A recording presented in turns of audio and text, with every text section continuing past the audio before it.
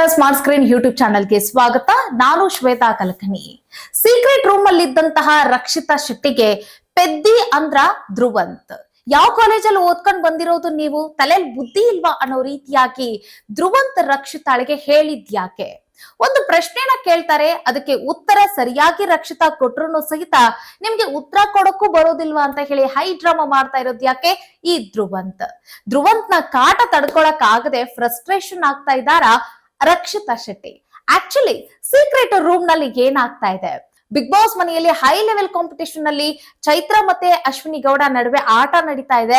ಅದನ್ನ ಮಜಾ ತಗೊಳ್ತಾ ಇರುವಂತ ರಕ್ಷಿತಾ ಶೆಟ್ಟಿ, ಧ್ರುವಂತ್, ಅದರ ಮಧ್ಯೆ ಕೂಡ ಧ್ರುವಂತ್ ರಕ್ಷಿತಾ ಶೆಟ್ಟಿಗೆ ಕಾಟ ಕೊಡ್ತಾ ಇದ್ದಾರೆ. ಇಷ್ಟು ದಿನ ಬಿಗ್ ಬಾಸ್ ಮನೆಯಲ್ಲಿ ಕಾಟ ಕೊಟ್ಟಿದ್ರು, ಈಗ ಸೀಕ್ರೆಟ್ ರೂಮ್ ಅಲ್ಲೂ ಕೂಡ ತಲೆ ತಿಂತಾ ಇದ್ದಾರೆ. ಏನಾಗ್ತಾ ಇದೆ ಸೀಕ್ರೆಟ್ ರೂಮ್ ಅಲ್ಲಿ? ಬನ್ನಿ ನೋಡ್ತಾ ಹೋಗೋಣ. ವಿಡಿಯೋನ ಅಂತ್ಯದವರೆಗೂ ನೋಡಿ. ವಿಡಿಯೋ ಇಷ್ಟ ಆಗಿದ್ರೆ ಲೈಕ್, ಶೇರ್, ಕಾಮೆಂಟ್, ಸಬ್ಸ್ಕ್ರೈಬ್ ಮಾಡೋದನ್ನ ಮರಿಬೇಡಿ. ಮಧ್ಯಾಹ್ನ 2ನೇ ಪ್ರೋಮೋ ಏನ್ ಅಪ್ಡೇಟ್ ಆಯ್ತಲ್ಲ, ಸೊ ಅದರಲ್ಲಿ ನಾಮಿನೇಷನ್ ಪ್ರಕ್ರಿಯೆ ಅನ್ನೋ ಒಂದು ಟಾಸ್ಕ್ ಅನ್ನ ಕೊಟ್ಟಿದ್ದಾರೆ. ಯಾರು ಆ ಟಾಸ್ಕ್ ಅಲ್ಲಿ ಸೋಲನ್ನ ಕಾಣ್ತಾರಲ್ಲ, ಆ ತಂಡದಿಂದ ಒಬ್ಬೊಬ್ಬರನ್ನ ನಾಮಿನೇಟ್ ಮಾಡ್ತಾ ಹೋಗ್ಬೇಕಾಗತ್ತೆ. ಯಾರು ಗೆಲುವನ್ನ ಸಾಧಿಸ್ತಾ ಹೋಗ್ತಾರಲ್ಲ, ಆ ಟೀಮ್ ನಲ್ಲಿ ಇರುವಂತವ್ರನ್ನ ಒಬ್ಬರನ್ನ ಆಯ್ಕೆ ಮಾಡ್ತಾ ಸೇವ್ ಮಾಡ್ತಾ ಹೋಗ್ಬೇಕಾಗಿರುತ್ತೆ. ಇದು ಟಾಸ್ಕ್ ನ ನಿಯಮ ಆಗಿರುತ್ತೆ. ಸೊ ಆ ಟಾಸ್ಕ್ ಅಲ್ಲಿ ಚೈತ್ರಾ ಕುಂದಾಪುರ್, ಅಶ್ವಿನಿ ನಡುವೆ ದೊಡ್ಡ ಜಗಳಾನೇ ಆಗ್ತಾ ಇದೆ. ಚೈತ್ರಾ ಕುಂದಾಪುರ್ ಅಶ್ವಿನಿ ಮೇಲೆ ಎಗರಿ ಹೋಗಿ ಕುತ್ಕೊಳ್ತಾ ಇರುವಂತದ್ದು, ಮತ್ತೆ ಆಕೆಗೆ ಕೊಳಪಟ್ಟಿನ ಹಿಡ್ಕೊಂಡಿರುವಂತದ್ದು, ಮತ್ತೆ ಕುತ್ತಿಗೆ ಮೇಲೆ ಕೈ ಹಾಕಿರುವಂತದ್ದು, ಕುತ್ತಿಗೆನ ಹಿಡಿತಾ ಇರುವಂತದ್ದು.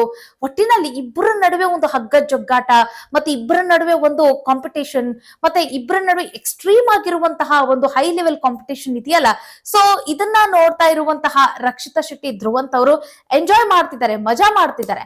ಅದರ ಜೊತೆಗೆ ಧ್ರುವಂತ್ ಅವ್ರಿಗೆ ಒಂದು ಪ್ರಶ್ನೆ ಹುಟ್ಕೊಳ್ಳುತ್ತಪ್ಪ ಇದ್ರ ಮಧ್ಯೆ.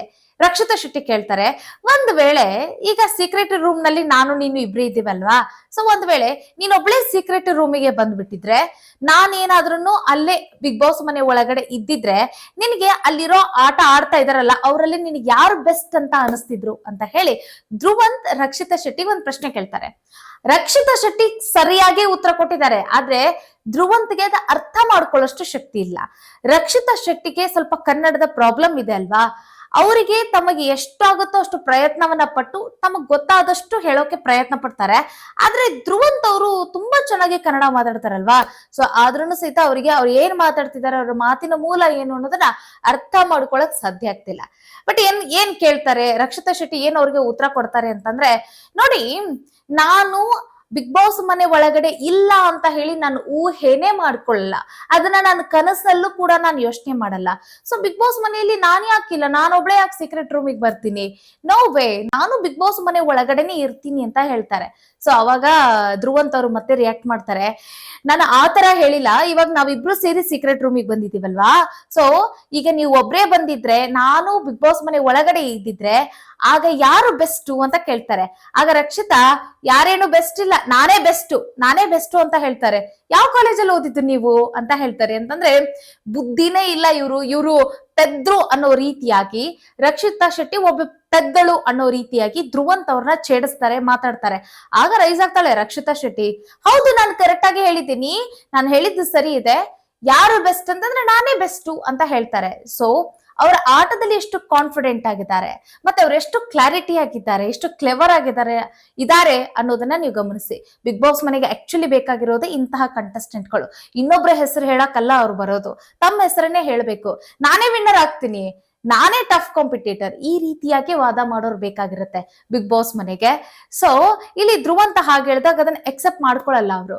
ಒಟ್ನಲ್ಲಿ ಅವರ ವಾದ ಏನು ಅಂತಂದ್ರೆ, ರಕ್ಷಿತಾ ಶೆಟ್ಟಿದು ಬಿಗ್ ಬಾಸ್ ಮನೆಯಲ್ಲಿ ನಾನು ಹೊರಗಡೆ ಬರ್ತೀನಿ ಅನ್ನೋದೇನು ಇಲ್ಲ, ನಾನು ಬಿಗ್ ಬಾಸ್ ಮನೆ ಒಳಗಡೆ ಇರ್ತೀನಿ, ಕೊನೆಯದಾಗಿ ನಾನೇ ಆಟ ಆಡ್ತೀನಿ, ಕೊನೆವರೆಗೂ ನಾನೇ ಆಟ ಆಡ್ತೀನಿ ಅನ್ನೋ ವಾದ ಇಲ್ಲಿ ರಕ್ಷಿತಾ ಶೆಟ್ಟಿದು.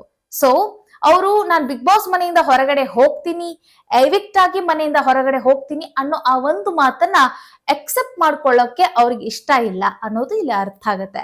ಬಟ್ ಹಾಗಾದ್ರೆ ಅವತ್ತೇನು ಅವರು ಇನ್ನು ಸೀಕ್ರೆಟ್ ರೂಮಿಗೆ ಹೋಗಿರಂಗಿಲ್ಲಲ್ವಾ, ಆ ಟೈಮ್ ನಲ್ಲಿ ಅವ್ರೇನು ಹೊರಗಡೆ ಹೋಗ್ತಾ ಇದ್ರಲ್ಲ, ಸೊ ಆ ಸಮಯದಲ್ಲಿ ಭಾವುಗಳಾಗಿದ್ಲು ರಕ್ಷಿತಾ ಶೆಟ್ಟಿ, ಮನೆಯವ್ರನ್ನೆಲ್ಲ ಬಿಟ್ಟು ಹೋಗ್ತಾ ಇದ್ದೀನಲ್ಲ ಅಂತ ಹೇಳಿ.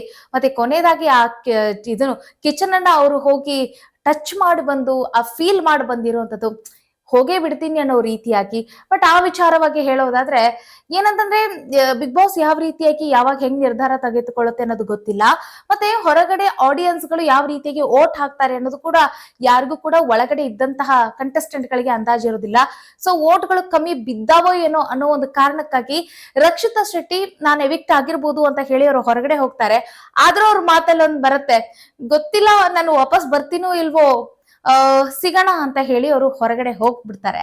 ಸೊ ಅದು ಗಮನಿಸಿರ್ಬೋದು. ಒಟ್ಟಿನಲ್ಲಿ ಏನಂತಂದ್ರೆ ಅವ್ರಿಗೆ ನಾನು ಎವಿಕ್ಟ್ ಆಗೋದಿಲ್ಲ, ನಾನು ಬಿಗ್ ಬಾಸ್ ಮನೆ ಒಳಗಡೆ ಇರ್ತೀನಿ, ಇರೋರಲ್ಲಿ ಯಾರು ಬೆಸ್ಟ್ ಅಂತಂದ್ರೆ ನಾನೇ ಬೆಸ್ಟ್, ನಾನೇ ಚೆನ್ನಾಗಿ ಆಟ ಆಡ್ತಾ ಇರೋದು ಅನ್ನೋದು ವಾದ ಇಲ್ಲಿ ರಕ್ಷಿತಾ ಶೆಟ್ಟಿದು. ಬಟ್ ಧ್ರುವಂತ್ ಏನಂತಂದ್ರೆ ರಕ್ಷಿತಾ ಶೆಟ್ಟಿ ಏನೇ ಮಾತಾಡಿದ್ರು ಅದೆಲ್ಲವೂ ಕೂಡ ಹೈ ಡ್ರಾಮಾ, ಓವರ್ ಆಕ್ಟಿಂಗ್ ಅಂತ ಅನ್ಸುತ್ತೆ. ಸೊ ರಕ್ಷಿತಾ ಶೆಟ್ಟಿ ಹೆಂಗ್ ಹೇಳ್ತಾರಲ್ಲ ಅದೇ ರೀತಿಯಾಗಿ ಅವರು ಕೂಡ ಹೇಳಕ್ ಶುರು ಮಾಡ್ತಾರೆ. ಸೊ ಅವರಲ್ಲಿ ಅಲ್ಲಷ್ಟು ಜನ ಇದಾರಲ್ಲ ಅವ್ರ ಮಧ್ಯೆ ಯಾರು ಬೆಸ್ಟ್ ಅನ್ನೋ ರೀತಿಯಾಗಿ ಒಂಥರ ವಲ್ಗರ್ ಆಗಿ ಹೇಳ್ತಾರ ಅವರು. ಬಟ್ ಅದು ಅವ್ರಿಗೆ ಚಂದ, ಅದು ಏನೋ ಗೊತ್ತಿಲ್ಲ. ಬಟ್ ಏನಂತಂದ್ರೆ ರಕ್ಷಿತಾ ಶೆಟ್ಟಿ ಅವ್ರಿಗೆ ಇಲ್ಲಿವರೆಗೂ ಏನಂತಂದ್ರೆ ಡ್ರಾಮಾ ಮಾಡ್ಕೊಂಡೇ ಬಂದಿದ್ದಾಳೆ ಅನ್ನೋ ರೀತಿಯಾಗಿ ಅವರು ಡ್ರಾಮಾ ಮಾಡ್ತಿದ್ದಿದ್ದೇ ಆಗಿದ್ರೆ ಅದು ಇಷ್ಟು ದಿನಗಳ ಒಳಗಡೆ ಅದು ಆಚೆ ಬಂದ್ಬಿಡೋದು, ಗೊತ್ತಾಗ್ಬಿಡೋದು ಎಲ್ರಿಗೂ. ಬಟ್ ಇಲ್ಲಿವರೆಗೂ ಆಕೆಯಲ್ಲಿರುವಂತ ಆ ಇನೋಸೆನ್ಸ್ ಹಾಗೆ ಇದೆ. ಅವರು ಅದೇ ರೀತಿಯಾಗಿ ನಡ್ಕೊಂಡು ಬಂದಿದ್ದಾರೆ ಅಂತಂದ್ರೆ ಅವ್ರ ನೇಚರ್ ಇರೋದೇ ಹಂಗೆ, ಬಿಟ್ಬಿಡೋಣ, ಅದ್ರ ಬಗ್ಗೆ ಯಾಕೆ ತಲೆ ಕೆಡ್ಸ್ಕೋಬೇಕು. ಅವ್ರ ಆಟ ಹೇಗಿದೆ, ಅವ್ರು ಯಾವ ರೀತಿಯಾಗಿದ್ದಾರೆ, ಅವ್ರ ವ್ಯಕ್ತಿತ್ವಕ್ಕೆ ಗೌರವ ಕೊಡೋಣ ಅನ್ನೋದು ನಮ್ಮ ವಾದ.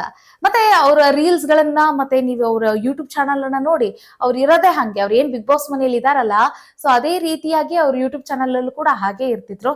ಸೊ ಅದೇ ರೀತಿಯಾಗಿ ಬಿಗ್ ಬಾಸ್ ಮನೆಯಲ್ಲಿದ್ದಾರೆ, ಅದ್ರಲ್ಲಿ ಯಾವುದೇ ರೀತಿಯಾದಂತ ವ್ಯತ್ಯಾಸ ಇಲ್ಲ. ಬಟ್ ಈ ಕಂಟೆಸ್ಟೆಂಟ್ ಗಳಿಗೆ ಸ್ವಲ್ಪ ಆಗಾಗ ರಕ್ಷಿತಾ ಶೆಟ್ಟಿ ಬಗ್ಗೆ ಏನಾದ್ರೂ ಮಾತಾಡ್ಬೇಕು ಅನ್ನೋ ಕಾರಣಕ್ಕಾಗಿ ಅವರು ಮಾಡುವಂತ ಒಂದೇನು ಆಕ್ಷನ್ಸ್ ಮಾಡ್ತಾರಲ್ಲ ಅದನ್ನೇ ಇಟ್ಕೊಂಡೆ ಅವರು ನಾಮಿನೇಷನ್ಸ್ ಗೆ ರೀಸನ್ ಕೊಡ್ತಾರೆ ನೋಡಿ. ಅದೆಲ್ಲ ಅಂತವನ್ನೆಲ್ಲ ರೀಸನ್ ಗಳನ್ನ ಕೊಡ್ತಾರೆ. ಅದಕ್ಕಾಗಿ ಇವರೆಲ್ಲ ಕಳಪೆಯಲ್ಲೇ ಇದ್ದಾರೆ. ಸೊ ರಕ್ಷಿತಾ ಶೆಟ್ಟಿ ನೋಡಿ ಸೀಕ್ರೆಟ್ ರೂಮ್ ಗೆ ಕಳಿಸಿದ ತಕ್ಷಣ ಎಲ್ರು ಈಗ ಹೆಂಗಂತಂದ್ರೆ ನಿಟ್ಟಸಿರು ಬಿಡ್ತಾ ಇದಾರೆ, ಅಟ್ ಲೀಸ್ಟ್ ಸೀಕ್ರೆಟ್ ರೂಮ್ ಅಲ್ಲಿ ಇದಾಳಲ್ಲ ಅನ್ನೋ ಕಾರಣಕ್ಕಾಗಿ. ಅಂತಂದ್ರೆ ಬಿಗ್ ಬಾಸ್ ಮನೆಯಲ್ಲಿ ರಕ್ಷಿತಾನ ಮಿಸ್ ಮಾಡ್ಕೊಳಕ್ ಯಾರಿಗೂ ಕೂಡ ಇಷ್ಟ ಇಲ್ಲ.